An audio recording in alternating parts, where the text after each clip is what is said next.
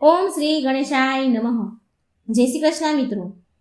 પરિવર્તની એકાદશી, જેને આપણે જળઝીણીની એકાદશી પણ કહીએ છીએ, આ એકાદશીને વામન એકાદશી પણ કહેવાય છે. તો અત્યંત પવિત્ર પુણ્યશાળી એકાદશી છે, જે ક્યારે કરવાની છે, વ્રત કેવી રીતે કરવાનું છે, એના પારણા ક્યારે છે, સૂર્યોદયનો સમય શું છે, સંપૂર્ણ માહિતી આપણે આ વિડીયોમાં સાંભળીશું. તો મિત્રો, ખૂબ જ અગત્યનો વિડીયો છે, પૂરો સાંભળજો. અને જો વિડીયો સારો લાગે તો બીજાને પણ આ માહિતી શેર કરજો, જેથી બીજાને પણ આ એકાદશી વ્રતના પાલન વિશે, મુહૂર્ત વિશે ખબર પડે.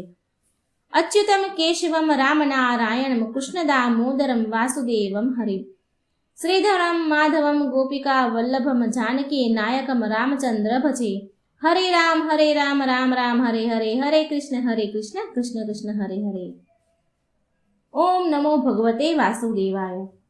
શ્રી મહાચૈતન્ય પ્રભુ કહે છે કે ભક્તિ આપણા ભૌતિક બંધનથી મોક્ષ તરફ લઈ જવા વાળો માર્ગ છે, અને વ્યક્તિગત રૂપથી પરમ વાસ્તવમાં એટલે કે ભગવાન શ્રી કૃષ્ણ સાથે આપણા શાશ્વત સંબંધ સાથે સ્થાપિત સંવાદની સ્થિતિ પ્રાપ્તિ કરાવે છે.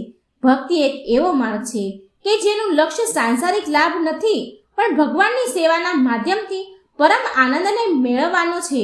અને જે કોઈ પણ વ્યક્તિ ગંભીરતાથી ભગવાનની ભક્તિ અને એમના પવિત્ર નામનો જાપ કરે છે, માત્ર એનો પ્રયાસ કરે છે, તો જ પણ તે સંસારના જન્મ મૃત્યુના ચક્રમાંથી મોક્ષ પામે છે. શ્રીમદ ભાગવતમમાં પણ ભક્તિ યોગ દ્વારા મનને કૃષ્ણના વિચારોથી ભરીને મનનું ધ્યાન પરિવર્તન કરવામાં આવ્યું છે. આ ત્યારે જ સંભવ છે જ્યારે આપણે વર્ષની બધી જ એકાદશી તિથિનું સ્વાગત ભક્તિથી કરીએ, કેમ કે આ યુગમાં આ જ માત્ર એક સરળ માર્ગ છે, જેના માધ્યમથી આપણે હરિનું નામ મેળવી શકીએ છીએ. એકાદશીના પુણ્યના બળથી વ્યક્તિનું મન એ પ્રકારે શુદ્ધ થઈ જાય છે કે તેના પૂર્વજન્મના બધા જ પાપ નષ્ટ પામે છે. અને આવી જ પરમ પાવન એકાદશી ભાદરવા માસમાં સુદ પક્ષમાં આવવાવાળી પરિવર્તિની એકાદશી, પાર્શ્વ એકાદશી, જળઝીલણી એકાદશી, વામન એકાદશી વગેરે નામથી ઓળખાય છે. આ પવિત્ર દિવસે વ્યક્તિને વામન દેવની આરાધના કરવી જોઈએ, જેના નેત્ર કમળ સમાન છે. અને આમ કરીએ તો વ્યક્તિ બ્રહ્મા, વિષ્ણુ, મહેશની સમસ્ત દેવોની પૂજા આરાધના તેની જાતે જ કર્યાનું ફળ મળી જાય છે. એટલે કે તમે એ દેવની પૂજા ન કરો, પણ છતાં પણ જો તમે આ એકાદશી કરો, વામન એકાદશીની કથા સાંભળો, એની આરાધના કરો, તો આ ત્રણેય દેવતાની પૂજા કર્યાનું ફળ મળે છે. આવામાં નિસંદેહ ભગવાનના ધામ જાય છે આવા લોકો મુક્તિ મેળવે છે. તો આજે આપણે જોઈએ કે આ મંગળમય એકાદશી ક્યારે આવી રહી છે, અને આ દિવસે વ્રત પારણાનું શું મુહૂર્ત છે. આજના આ વિડીયોમાં આપણે આ સંપૂર્ણ માહિતી એકાદશી પાલન વિશે સંપૂર્ણ વિધિ વિસ્તારથી સાંભળીશું. તો ચાલો આ વખતે ભાદરવા માસમાં સુદ પક્ષમાં આવનારી પરિવર્તિની એકાદશીનું પાલન આપણે કરીશું.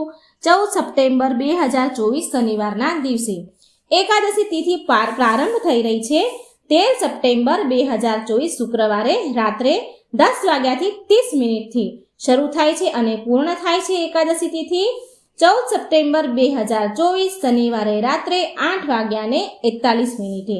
તો આ વખતની એકાદશી શુદ્ધ છે અને સૂર્યોદયના સમયે ઉપસ્થિત રહે છે, માટે એ દિવસે આપણે એકાદશીનું પાલન કરશું.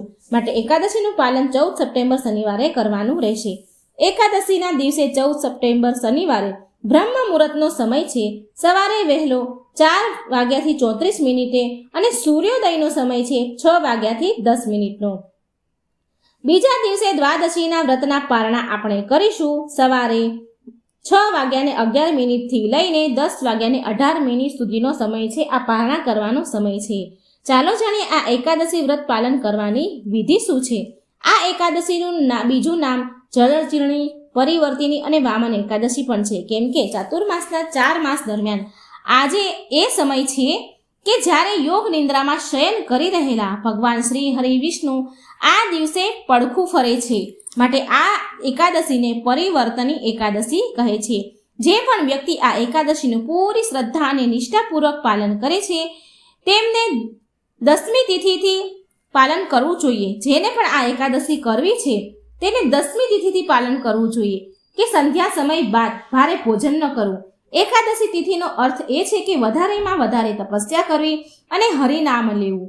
મિત્રો, હરિનામ લેવું એ પણ એક યજ્ઞ બરાબર છે. યજ્ઞ બરાબર પુણ્ય ફળ આપે છે. 10મીની રાત્રે ભગવાનનું સ્મરણ કરતા જલ્દી સૂવું. 10મી, એકાદશી અને દ્વાદશી જો શક્ય હોય તો જમીન પર સૂવું અને પૂર્ણ બ્રહ્મચર્યનું પાલન કરવું. આ 3 દિવસ. બીજા દિવસે એકાદશી પર સવારે વહેલા બ્રહ્મ મુહૂર્તમાં ઉઠી જવું. બ્રહ્મ મુહૂર્ત એટલે કે જ્યારે સૂર્યોદય થતા પહેલા 1.5 કલાક પહેલાનો સમય. હવે સૌથી પહેલા આંખ ખુલે આપણી, જ્યારે આપણે ઉઠીએ ત્યારે ભગવાન શ્રી હરિનું સ્મરણ કરો, ધરતી માતાને પ્રણામ કરો અને પછી ભગવાન શ્રી કૃષ્ણને યાદ કરો. હવે પછી સ્નાન આદિ પરવારી શુદ્ધ થઈ સ્વચ્છ વસ્ત્ર પહેરી સૂર્યોદયને જળ અર્પણ કરો અને પછી તમારા ઘરમાં પૂજા સ્થાનમાં મંદિર હોય તેને સાફ કરી પછી ભગવાનના કીર્તન કરી અને ભગવાનને જગાડો. ભગવાનની મંગળા આરતી કરો. જો ઘરે આરતી નથી થઈ શકતી તો નજીકના ઇસ્કોન મંદિર કે કોઈ અન્ય મંદિરમાં જઈને મંગળા આરતીના દર્શન કરાય છે. અને જો એ પણ ન શક્ય હોય ને તો સવારે 4:30 વાગે ઇસ્કોન વૃંદાવન કે ઇસ્કોન માયાપુર યુટ્યુબ ચેનલ પર રોજ મંગળા આરતીનો વિડીયો આવે છે, એના દર્શન તમે કરી શકો છો. મંગળા આરતી બાદ જો ઘરમાં તુલસી દેવી અને પૂજા કરો, તુલસી દેવી છે તો એની પૂજા કરો, એમને જળ અર્પણ કરો જરૂરિયાત પ્રમાણે અને એમને ધૂપ દીપ કરો, ફૂલ અર્પણ કરો. એકાદશી વ્રતનો ભગવાન સામે સંકલ્પ કરો અને જો શક્ય હોય ને તો તુલસી દેવી પાસે તમે આરતી ગાઈ શકો છો અને હરે કૃષ્ણ મહામંત્રનો જાપ કરી શકો છો. જેટલો બની શકે તેટલો તમે જાપ કરો. હરે કૃષ્ણ કૃષ્ણ કૃષ્ણ હરે હરે, હરે રામ રામ રામ હરે હરે. આ મહામંત્રના 16, 25 કે 32 માળાનો જાપ કરવો જોઈએ. દિવસમાં ગમે ત્યારે તમે આ જાપ કરી શકો છો. આ માળાના જાપ એક યજ્ઞ બરાબર છે મિત્રો. તો આ દિવસે આપ ચૂકતા નહીં ભગવાનના મંત્ર જાપ કરવાનો. એકાદશીના વ્રતમાં આપણે ઉપવાસ કરીએ છીએ માટે આપણે કોઈ પણ પ્રકારનું અન્ન, ઘઉં, દાળ, ચોખા, ચણા, અડદ વગેરે કોઈ પણ અનાજ ખાવું નહીં. આમાંથી બનેલા કોઈ પણ પદાર્થ પણ ખાવા નહીં. ઉપવાસમાં જો જરૂર પડે તો દૂધ, ફળ, પાણી કે એકાદશી પ્રસાદ લઈ શકાય છે. પણ મિત્રો જો કોશિશ કરજો કે આ એકાદશી આવી રહી છે એમાં બપોરે 12 વાગ્યા સુધી નિર્જળ ઉપવાસ કરજો. બપોર સુધી જ. આમાં વામન એકાદશીનો ઉપવાસ પણ આમાં સમાહિત થઈ જશે, જે બીજા દિવસે છે. 12 વાગ્યા પછી તમે તમારી જરૂર પ્રમાણે દૂધ, ફળ, એકાદશી પ્રસાદ વગેરે લઈ શકો છો. આખો દિવસ આપણા મન અને ચેતનાને વધારેમાં વધારે ભગવાન શ્રી હરિના ચરણોમાં કેન્દ્રિત કરવાની કોશિશ કરજો. આ દિવસે ભગવાન વામન દેવના જીવન ચરિત્રને વાંચો કે સાંભળો. શ્રીમદ ભાગવતમ અને ભગવદ્ ગીતાને વાંચો કે સાંભળો. આ દિવસે કોઈ વાદ વિવાદમાં ન પડો. સંધ્યા સમયે ઘરમાં ભગવાનના નામ કીર્તન કરો અને શ્રી હરિની કથાઓ સાંભળો. તુલસી દેવી સામે ઘીનો દીવો અર્પણ કરજો અને પછી પૂરી વિધિથી પાલન કરી અને બીજા દિવસે એકાદશી વ્રતના પારણા જરૂર કરવા. જેટલી જરૂરી એકાદશી વ્રતનું પાલન કરવું છે એટલું જ જરૂરી યોગ્ય સમયે એકાદશીના પારણા કરવા પણ જરૂરી છે. વિધિ સાથે પારણા કરવા જરૂરી છે. પારણાની વ્રત કથા મિત્રો મારી ચેનલમાં દ્વાદશી પારણાની કથા છે. તમારે સાંભળવી હોય તો મારી ચેનલમાં જઈને તમે સાંભળી શકો છો. મિત્રો આપણે આ પરિવર્તનની એકાદશીની વ્રત કથા આપણે આગળના વિડીયોમાં સાંભળીશું. માટે ચેનલને લાઇક, શેર, સબસ્ક્રાઇબ જરૂર કરજો જેથી એકાદશી વ્રત કથા તમારા સુધી જલ્દી પહોંચે. તો ચાલો તૈયાર થઈ જાઓ ભક્ત આવનારી પરિવર્તનની એકાદશીનું શ્રદ્ધાપૂર્વક, નિયમપૂર્વક પાલન કરવા.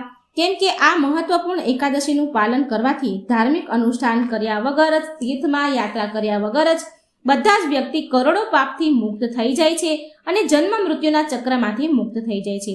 ભગવાન શ્રી કૃષ્ણનું નિત્ય શરણ મેળવી શકે છે.